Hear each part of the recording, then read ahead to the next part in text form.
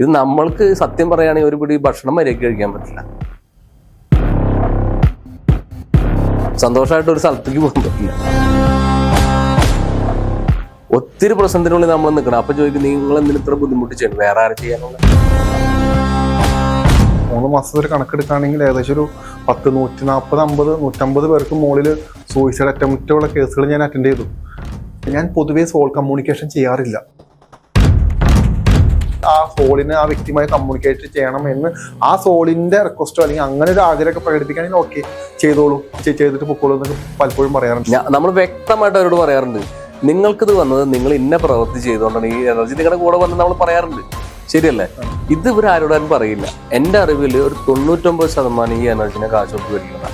അതായത് അവരുടെ പിൻതലമുറക്കാര് ചെയ്ത് വെച്ചിരിക്കുന്ന ശാപമോ അവരുടെ പ്രവൃത്തികൾ കൊണ്ട് ഉണ്ടാക്കി വെച്ചിരിക്കുന്ന ശാപത്തിന്റെ ഫലമായിരിക്കും അവർ അനുഭവിക്കുന്നത്. ഇത് ചെയ്യരുത്. എന്നോട് തന്നെ എത്രയോ ആൾക്കാർ പറഞ്ഞേക്കുന്നത്, എൻ്റെ ഗുരുനാഥൻ തന്നെ പോലും പറഞ്ഞേക്കുന്നത് 1-2 ആളുകൾക്കുള്ള കർമ്മം ചെയ്യരുത്. പക്ഷെ ഞാൻ ആ ക്ഷേത്രത്തിൽ ഇന്ന് 20, 30, 35 ആൾക്കാരെ കർമ്മങ്ങൾ ഒരു ദിവസം ചെയ്യുന്ന രീതിയിലായിരുന്നു. ഇത്തരം ജോലിയുള്ള ഒരു മോൻ വന്നിട്ട് അവനുണ്ടായ അവസ്ഥ പറഞ്ഞിട്ട് അത് ഞാൻ മാറ്റി കൊടുത്തിട്ട് ആള് പറഞ്ഞു, എൻ്റെ ജീവിതം 6 കൊല്ലമായിട്ട് നശിച്ചെടുക്കായിരുന്നു. അത് 1 മണിക്കൂർ കൊണ്ടാണ് അവർ റിക്കവർ ചെയ്തത്. രാജുവേട്ടാ, ഈ പൊതുവേ നമ്മൾ ഹീലേഴ്സിന്റെ ഒരു പ്രശ്നം എന്താന്ന് പറഞ്ഞു കഴിഞ്ഞാൽ ചില സമയങ്ങളിൽ ദൈവം പോലും കൂടെ നിൽക്കില്ല എന്നുള്ളതാണ്. പൊതുവേ അത് നീ വരുത്തി വെച്ചത് നീ അങ്ങ് അനുഭവിക്കുക, അതിന് നീ എന്നെ വിളിക്കണ്ട എന്നുള്ള മറുപടി ആയിരിക്കും പലപ്പോഴും നമ്മൾ ഈശ്വരനെ വിളിക്കുമ്പോൾ നമുക്ക് കിട്ടുന്നത്. നമ്മൾ ഈ വരുത്തി വെക്കുന്നത് എന്താന്ന് പറഞ്ഞു കഴിഞ്ഞാൽ ഒരു പക്ഷേ ഈ വരുന്ന ആളുകളുടെ ദുഃഖവും സങ്കടവും വിഷമവും കണ്ണുനീരും അവരുടെ അവസ്ഥയും, ചിലപ്പോൾ കുഞ്ഞു മക്കളായിരിക്കാം, പെൺകുട്ടികളാവാം, എന്ന് വേണ്ട എല്ലാ കാറ്റഗറിയിൽപ്പെട്ട മനുഷ്യർക്കും അവരുടെ ആ ജീവിതത്തിലെ പ്രശ്നങ്ങൾ കാണുമ്പോൾ ഒരു പക്ഷേ അത് നമ്മുടെ പ്രശ്നമായിട്ട് നമുക്ക് തോന്നിപ്പോകും. അപ്പോൾ എന്ത് പറ്റുമെന്ന് പറഞ്ഞാൽ നമ്മൾ ഈ ഓവർ ആത്മാർത്ഥതയും ഓവർ ഡെഡിക്കേഷൻ അതിൻ്റെ അകത്തേക്ക് കൊടുക്കും. അവരുടെ കർമ്മഫലം കൊണ്ടോ അല്ലെങ്കിൽ അവരുടെ പിതാക്കന്മാരുടെ അല്ലെങ്കിൽ അവരുടെ ഭൂമിയുടെയോ എന്തിൻ്റെങ്കിലും ശാപമായിരിക്കാം എടുത്ത് വാരി തലയിൽ വെച്ചിരിക്കുന്നത്. അതായത് അവരുടെ പിൻതലമുറക്കാര് ചെയ്ത് വെച്ചിരിക്കുന്ന ശാപമോ അവരുടെ പ്രവൃത്തികൾ കൊണ്ട് ഉണ്ടാക്കി വെച്ചിരിക്കുന്ന ശാപത്തിന്റെ ഫലമായിരിക്കും അവർ അനുഭവിക്കുന്നത്. ഒരു ഹീലർ ഇതൊന്നും അറിയാതെ ആയിരിക്കും സാധനങ്ങളെല്ലാം വലിച്ച് അവരെങ്ങനെയും രക്ഷപ്പെടട്ടെ എന്ന് പറഞ്ഞ് വലിച്ചെടുത്ത് വെക്കുന്നത്. അപ്പോ ഇത് ഞാൻ ഇതിനത് പറഞ്ഞെന്ന് പറഞ്ഞു കഴിഞ്ഞാൽ പ്രേക്ഷകർക്ക് പലർക്കും ഇത് അറിയില്ല. ഒരു ഹീലർ അനുഭവിക്കുന്ന എന്താണ്, അല്ലെങ്കിൽ ഇത്തരത്തിലുള്ള കർമ്മങ്ങൾ ചെയ്തു കൊടുക്കുന്ന ഒരു വ്യക്തി എന്റെ പ്രശ്നങ്ങളെല്ലാം മാറി എന്നും പറഞ്ഞ് അവര് വീട്ടിൽ പോകും. അതിനുശേഷം ആ ഒരു വ്യക്തി അനുഭവിക്കുന്ന പ്രശ്നങ്ങളെ പറ്റി അറിയില്ല. പലപ്പോഴാണെങ്കിലും ഇപ്പൊ ഞാനാണെങ്കിലും ഇപ്പൊ ചേട്ടനാണെങ്കിലും നമ്മൾ ഇതിന് ശേഷം ഉണ്ടാകുന്ന ഒരു വലിയൊരു മാനസികാവസ്ഥയുണ്ട്.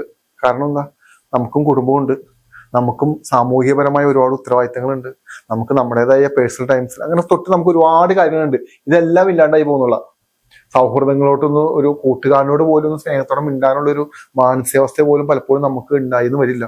അപ്പോ ഒരു പക്ഷേ ഒരു ഹീലറെ സംബന്ധിച്ചിട്ട് ആ വ്യക്തിയുടെ എല്ലാം ത്യജിച്ചിട്ടാണ് അത് ചെയ്യുന്നത്.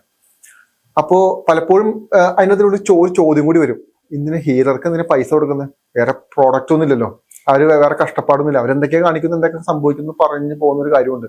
പലപ്പോഴും ഈ പണം എന്ന് പറയുന്ന ഒരു മെറ്റീരിയൽ ഇത് എന്തിനു വേണ്ടിയിട്ടാണ് ഈ പണം സ്വീകരിക്കുന്നതെന്നും ആ പണം ഉപയോഗിച്ചിട്ട് ആ ഹീലർ എന്താണ് ചെയ്യാൻ പോകണമെന്നും ഇവർക്ക് പ്രത്യേകിച്ച് ധാരണയില്ല. എനിക്ക് തോന്നുന്നു അത് ഒരു തട്ടിപ്പ് സംഘം ഇതിന് പുറകിലുള്ളത് കൊണ്ടായിരിക്കാം ഇവർ അതിനെപ്പറ്റി ചിന്തിക്കാത്തത്. ചേട്ടന്റെ അനുഭവം എന്താ അതിൻ്റെ അകത്ത്? ഇതില് റോജി ചോദിച്ച വലിയൊരു കാര്യമാണ്. ഇതിന്റെ ഈ ക്ഷേത്രാചാരങ്ങളെ ഇത്രയും മോശമാണെന്ന് പറയാൻ കാരണം ഈ സാമ്പത്തികം മേടിക്കുന്നതിന്റെ പേരിലാണ്. എല്ലാവരും തട്ടിപ്പാണ്, പണിയെടുക്കാതെ ജീവിക്കുന്ന ആൾക്കാരാണ്.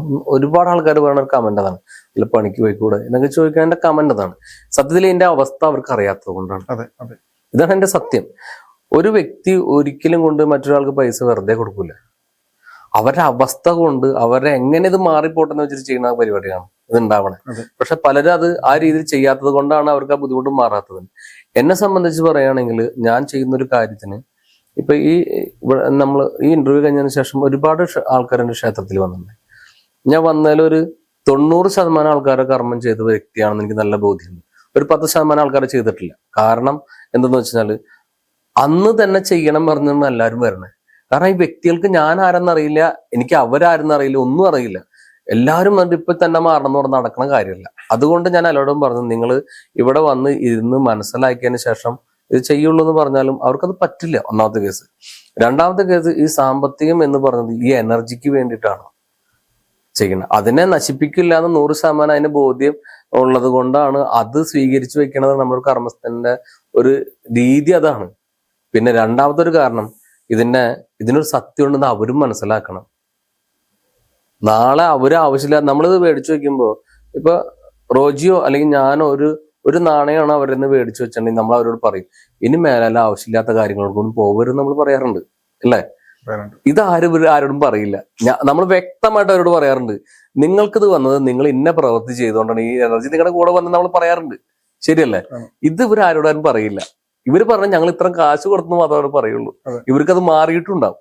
കാരണം എന്റെ അറിവിൽ ഒരു 99% ഈ എനർജിനെ കാശ് കൊടുത്ത് മേടിക്കുന്നതാ. ചെറിയൊരു പ്രശ്നം തന്നെ വലിയൊരു സംഭവങ്ങളും പൂജ വഴിപാടും കൊടുത്ത് വലുതാക്കി വന്ന ഒരുപാട് ആൾക്കാർ എൻ്റെ ക്ഷേത്രത്തിൽ ഞാൻ ഈ കഴിഞ്ഞ ഇന്റർവ്യൂവിന് ശേഷം വന്നിട്ട് കുറെ ആൾക്കാരാണ്, ചേട്ടാ ഞങ്ങൾ അവിടെ പോയി 5 ലക്ഷം രൂപ പൂജ നടത്തി, ഇവിടെ പോയി അതിനും വലിയ പൂജ നടത്തി, എന്നിട്ട് മാറിയില്ല എന്ന് പറയുന്നത് കാരണം അവരത് കൃത്യമായിട്ട് ചെയ്യാത്തത് കൊണ്ടായിരിക്കും. ഇപ്പൊ ഞാൻ പറഞ്ഞില്ലേ, എനിക്ക് എല്ലാ കാര്യങ്ങളും എനിക്ക് ചെയ്യാൻ പറഞ്ഞ ഒരാളല്ല, എന്നേക്കാളും കഴിവ് അറിവുള്ള ഒരുപാട് ആൾക്കാർ. പക്ഷെ ചെയ്യുന്ന കാര്യങ്ങൾ കൃത്യമായിട്ട് ചെയ്യണം എന്ന് വിശ്വസിക്കുന്ന ഒരാളാണ് ഞാൻ. സാമ്പത്തികം എന്ന് പറഞ്ഞത് നമ്മൾക്ക് ഉപയോഗിക്കാനാവരുത്. അതിന്റെ 1% നമ്മൾ ഉപയോഗിക്കേണ്ടെങ്കിൽ ബാക്കി 90% ആ കർമ്മങ്ങൾക്ക് വേണ്ടി മാറ്റിവെച്ചാൽ മാത്രമേ നമ്മൾക്ക് സ്വസ്ഥമായിട്ട് നമുക്ക് ജീവിക്കാൻ പറ്റുള്ളൂ. അല്ലെങ്കിൽ നമ്മുടെ കുടുംബം നശിച്ചു പോണ പണിയാണ് നമ്മളെല്ലാവരും ചെയ്യുന്നത്. ഇത് ചെയ്യരുത്. എന്നോട് തന്നെ എത്രയോ ആൾക്കാർ പറഞ്ഞേക്കുന്നത്, എന്റെ ഗുരുനാഥൻ തന്നെ പോലും പറഞ്ഞേക്കുന്നത് 1-2 ആളുകൾക്കുള്ള കർമ്മം ചെയ്യരുതെന്ന്. പക്ഷെ ഞാൻ ആ ക്ഷേത്രത്തിൽ ഇന്ന് 20, 30, 35 ആൾക്കാരുടെ കർമ്മങ്ങൾ ഒരു ദിവസം ചെയ്യുന്ന രീതി ഉണ്ടായിട്ടുണ്ട്. അപ്പൊ നമുക്കറിയാം എന്റെ ബുദ്ധിമുട്ട്, നല്ല ബുദ്ധിമുട്ടുണ്ടാവും എന്നുള്ള കാര്യം മനസ്സിലാവും. കാരണം ഇത് ഒരിക്കലും ഇത് അനുഭവിക്കുന്ന വ്യക്തിക്കും സ്വീകരിക്കുന്ന വ്യക്തിക്കും മാത്രം അറിയാൻ പറ്റുള്ള ഒരു ദയനീയ അവസ്ഥയും കൂടി ഇതിൻ്റെ ഉള്ളിലുണ്ട്. അത് മാറണമെങ്കിലാണ് ഞാൻ പറയണത്, നമ്മള് അനുഭവം കിട്ടിയ ആൾക്കാർ അത് തുറന്ന് പറയണം. അതതിന് മാർഗമുള്ളൂ. ഞങ്ങൾ അവിടെ പോയിട്ട് ഞങ്ങൾക്ക് ഇന്ന കാര്യം ചെയ്തു, ഇപ്പൊ റോജിയാണെങ്കിൽ ഒരു കാര്യം ഞങ്ങൾക്കത് മാറി, സമാധാനമുണ്ട്, ഞങ്ങൾക്ക് അതുകൊണ്ട് സാമ്പത്തികം ഞങ്ങൾക്ക് പ്രശ്നമല്ല, അങ്ങനെ പറയില്ലല്ലോ. അങ്ങനെ പറയാ.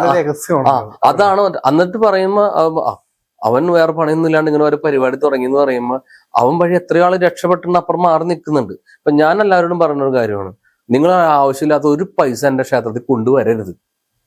ഞാനിപ്പോ ഇതിലും പരസ്യമായിട്ട് പറയണതാണ്, ആവശ്യമില്ലാത്ത ഒരു പൈസ എന്റെ ക്ഷേത്രത്തിൽ കൊണ്ടുവരണം ആര് കൊണ്ടുവന്നാലും എനിക്കിഷ്ടമല്ല. എനിക്കിഷ്ടമല്ല ഒരാളുടെ ഒരു 5 പൈസ എനിക്ക് വേണം. ഞാൻ അവിടെ ചെയ്യുന്ന കാര്യങ്ങൾ അത് ശരിയാണെങ്കിൽ മാത്രമേ അതിലേക്ക് ഒരു പൈസ കൊണ്ടുവരാൻ പാടുള്ളൂ. അതെങ്ങനെ നിങ്ങൾക്ക് ഇഷ്ടമുണ്ടെങ്കിൽ മാത്രം. അല്ലാതെ ഒരാളുടെ വീട്ടിലിരിക്കുന്ന പൈസ കൂടെ കൊണ്ടുതരാൻ ഞാൻ പറയാറില്ല. എനിക്കതിന് താല്പര്യമില്ല. അങ്ങനത്തെ അർഹതല്ലാത്തൊരു പൈസ ഇവിടെ കൊണ്ടുവരരുതെന്ന് എനിക്ക് നിർബന്ധമുള്ള ഒരു കാര്യമാണ്. ഞാൻ ഈ ക്ഷേത്രം ഉണ്ടാക്കി വെച്ചത് എനിക്ക് ബിസിനസ്സിനല്ല. കാരണം എന്ന് പറയാം, ബിസിനസ് നടത്താണെങ്കിൽ ഒരുപാട് കാര്യങ്ങൾ ചെയ്യാം. ഇത് നമ്മൾക്ക് സത്യം പറയുകയാണെങ്കിൽ ഒരു പിടി ഭക്ഷണം മര്യാദയ്ക്ക് കഴിക്കാൻ പറ്റില്ല, സന്തോഷമായിട്ട് ഒരു സ്ഥലത്തേക്ക് പോകാൻ പറ്റില്ല. ഒത്തിരി പ്രശ്നത്തിനുള്ളിൽ നമ്മൾ നിൽക്കണം. അപ്പൊ ചോദിക്കും, നിങ്ങൾ എന്തിന് ഇത്ര ബുദ്ധിമുട്ട് ചെയ്യണം, വേറെ ആരും ചെയ്യാനുള്ള? ഇപ്പൊ റോജിയുടെ അടുത്ത് വന്നിട്ട് രക്ഷപ്പെട്ട എത്ര ആൾക്കാരുണ്ട്. എൻ്റെ അടുത്ത് വന്നിട്ട് കുറച്ച് പേർക്ക് സമാധാനമായിട്ടിരിക്കുന്നു. ഇപ്പൊ ഞാൻ പറഞ്ഞില്ലേ, കഴിഞ്ഞ ദിവസം ഒരു അത്രയും വലിയൊരു പോസ്റ്റിൽ നിൽക്കുന്ന ഒരു പയ്യനാണ് വന്നത്. അത്രയും ജോലിയുള്ള ഒരു മോൻ വന്നിട്ട് അവനുണ്ടായ അവസ്ഥ പറഞ്ഞിട്ട് അത് ഞാൻ മാറ്റി കൊടുത്തിട്ട് ആള് പറഞ്ഞു, എന്റെ ജീവിതം 6 കൊല്ലമായിട്ട് നശിച്ചു കിടക്കാരെന്ന് പറഞ്ഞു. അത് 1 മണിക്കൂർ കൊണ്ടാണ് അവൻ റിക്കവർ ചെയ്തത്. ഇപ്പൊ റോജി തന്നെ പറഞ്ഞയച്ച ഒരു ചേട്ടനുണ്ട്. അദ്ദേഹം പറഞ്ഞെന്ന് വെച്ചാൽ ഞാൻ ആത്മഹത്യ എന്ന് പറഞ്ഞ് വന്ന ആളാണ്. ഇപ്പൊ അദ്ദേഹം സന്തോഷത്തോടെ അദ്ദേഹത്തിനും ഭാര്യയുടെ കർമ്മം ചെയ്ത് മര്യാദയ്ക്ക് ജീവിക്കുന്ന ഒരാളുണ്ട്. ഇത് റോജി വിട്ടയച്ച ആളാണ്. റോജിക്ക് തൊട്ട് മുമ്പ് ഞാനൊരു ഓഡിയോ കേൾപ്പിച്ചെന്ന് അതിന്റെ പേരിലൊരു കേൾപ്പിച്ചാണ്. അദ്ദേഹം വിദേശത്തുള്ള ഒരാളാണ്. അദ്ദേഹം തന്നെയാണ് പറയുന്നത്, ഞാൻ ഡ്രഗ്സ് മറ്റുള്ള കാര്യങ്ങളൊക്കെ ഉപേക്ഷിച്ച് എന്റെ കുടുംബം നന്നായിട്ടെന്ന് അദ്ദേഹം പറഞ്ഞൊരു ഓഡിയോസ് ഞാൻ കേൾപ്പിച്ചെന്ന് എന്റെ പേരില്. അപ്പൊ അത് കിട്ടുന്നവര് അല്ലെങ്കിൽ ഗുണം കിട്ടിയവർ ഒരാളാണെയും സത്യത്തോടെ എനിക്ക് മാറി എന്ന് പറയുമ്പോൾ മറ്റുള്ളവർക്കും കൂടി അങ്ങനെ അനുഭവിക്കുന്നവർക്ക് ഒരു മാറ്റത്തിന് സത്യം ഉണ്ടെന്ന് മനസ്സിലാക്കാൻ പറ്റും. അങ്ങനെയാണ് മനസ്സിലാക്കട്ടെ എന്ന് വിചാരിച്ചിട്ട് ഞാൻ എല്ലാവരോടും പറയണേ. അല്ലാണ്ട് നമ്മൾ ഭയങ്കര കഴിവുള്ള ആൾക്കാരെന്ന് ആരും വിശ്വസിക്കണം. അതെ. ഇപ്പൊ എനിക്ക് തോന്നുന്നു ചേട്ടാ, എനിക്ക് തോന്നുന്നു ഒരു 3 മാസത്തെ കണക്കെടുക്കുകയാണെങ്കിൽ ഏകദേശം ഒരു 10, 140, 50, 150 പേർക്ക് മുകളിൽ സൂയിസൈഡ് അറ്റംപ്റ്റുള്ള കേസുകൾ ഞാൻ അറ്റൻഡ് ചെയ്തു. പക്ഷെ ദൈവാനുഗ്രഹം, ഇവിടെ പോലും നമ്മുടെ കഴിവല്ല. ഒരിക്കലും ഞാൻ അങ്ങനെ പോലും പറയുന്നില്ല. ഇത് ഞാനെന്ന വ്യക്തിയും ഇല്ല ഇവിടെ. റോജിനും ഇല്ല, റോജും ബാബാജിയും ഇല്ല, ആരുമില്ല. ഈശ്വരൻ അല്ലാതെ ഇതിനകത്ത് ആരും ഇടപെടാനില്ല എന്ന് വിശ്വസിക്കുന്ന ഒരാളാണ്. നമ്മളിലൂടെയാണ് ആ കർമ്മം നടക്കുന്നതെന്ന് മാത്രമേ ഉള്ളൂ. നമ്മൾ ഇതിനകത്ത് ഒന്നുമില്ല. അടുത്ത സ്റ്റെപ്പ് ഒരു പടി തെറ്റിയാൽ നമുക്ക് തീരാവുന്ന കാര്യമുള്ളൂ. നമ്മൾ പോലും നമ്മളെ രക്ഷിക്കും നീ എന്ന് പറഞ്ഞ് ജീവിക്കുന്ന ആളുകളാണ്. അപ്പോ ഈ 10, 150 പേരും അവരെ മരണത്തിൽ നിന്ന് കൈപിടിച്ചു. എന്നാ നമ്മളത് സാമ്പത്തികം വാങ്ങിച്ചിട്ടാണോ? അതൊട്ട് അല്ലതാനും. എന്നാൽ പലപ്പോഴും ഒരു നന്ദി വാക്കോ അല്ലെങ്കിൽ അത് ഓക്കെ നീ കാണുകൊണ്ട് ഞങ്ങളുടെ ലൈഫ് നന്നായി പോയി, നമ്മളെടുക്കുന്ന ഒരു സ്ട്രെസ് എന്താണെന്ന് ഇപ്പോഴും അവർക്ക് അറിയാൻ പാടില്ല. എനിക്ക് തോന്നുന്നു ഇപ്പോ ഞാനിപ്പോ ഇന്നും കൂടി ഹോസ്പിറ്റലിൽ പോയിട്ട് വന്നിട്ടുള്ളൂ. ഞാൻ വീക്കാ എന്ന് പറഞ്ഞു കഴിഞ്ഞാൽ ഡെയിലി എടുക്കുന്നത് 20-25 കോളുകളാണ്, കൺസൾട്ടേഷൻ മാത്രം. അതിനകത്ത് സാമ്പത്തികമില്ലാതെ ഇപ്പം മരിക്കുമെന്ന് പറഞ്ഞ് നിൽക്കുന്ന ആളുകൾ, മാനസികമായ പ്രശ്നം അനുഭവിക്കുന്ന ആളുകൾ, ഈ പറഞ്ഞ എനർജി വേരിയേഷൻ ഇഷ്യൂ ഉണ്ടാവുന്ന ആളുകൾ എന്ന് വേണ്ട എല്ലാ കാറ്റഗറിയാണ് വരുന്നത്. പ്രത്യേകിച്ച് നമ്മൾ ഏതെങ്കിലും ഒരു കാറ്റഗറി എടുക്കുകയാണെങ്കിൽ കുഴപ്പമില്ല. ഒരു പക്ഷെ നമ്മുടെ ഒരു വാക്ക് കൊണ്ടായിരിക്കാം അവർക്കൊരു ആശ്വാസം കിട്ടുക. കുഴപ്പമില്ല, നമുക്കത് മാറ്റാം എന്ന് പറഞ്ഞൊരു വാക്ക് കിട്ടിയ ഒരു പക്ഷെ ആ മരണത്തിൽ നിന്ന് തിരിച്ചു പോകുന്ന കുറെ മനുഷ്യരുണ്ട്. അതുപോലും ആളുകൾക്ക് പറയാൻ പറ്റുന്നില്ല. കാരണം അങ്ങനെ പറഞ്ഞാൽ പിന്നെ സഹായിക്കണമല്ലോ. ഈ സഹായം കൊടുക്കാൻ ഈ വലിയ വർത്തമാനങ്ങളൊക്കെ എല്ലാവർക്കും പറയാൻ പറ്റും ചേട്ടാ. സഹായിക്കുക എന്ന് പറയുന്ന ഒരു മനസ്സെന്ന് പറയുന്നത് അത് ഒരു പ്രശ്നമാണ്. അത് നമുക്കിങ്ങനെ പറയുന്ന പോലെ മാത്രമല്ല, നമ്മളതിനകത്ത് നിന്ന് നമ്മുടെ സമയം കളഞ്ഞിട്ട് വേണം നമ്മളതിനകത്ത് നിൽക്കാൻ. ഇപ്പൊ എനിക്ക് തോന്നുന്നു ഇത്രയും നമ്മൾ ഇങ്ങനെയൊക്കെ എല്ലാം ചെയ്ത് കൂട്ടുമ്പോഴും ഈ ആളുകൾക്ക് ഒരിക്കലും മനസ്സിലാക്കാൻ പറ്റുന്നില്ല. ഇപ്പൊ നേരത്തെ പറഞ്ഞ പോലെ ഇപ്പൊ എന്റെ അടുത്ത് ആരെങ്കിലും വന്നാൽ പോലും അവർക്ക് ഇപ്പൊ തന്നെ വേണം. എനിക്കറിയില്ല അപ്പൊ തന്നെ കൊടുക്കണം. അല്ലെങ്കിൽ പിന്നെ നമുക്കങ്ങനെ രക്ഷപ്പെട്ട് പോയാൽ പോരെ. ഇത് ഇപ്പൊ തന്നെ വേണം, അല്ലെങ്കിൽ ഇപ്പൊ തന്നെ കാര്യങ്ങൾ നടക്കണം, അല്ലെങ്കിൽ അത് എന്തുകൊണ്ടാണ് നിങ്ങൾക്ക് ഇത്രയും വൈകിക്കാതെ ഒരുപാട് കാര്യങ്ങളുണ്ട്. ഇപ്പോ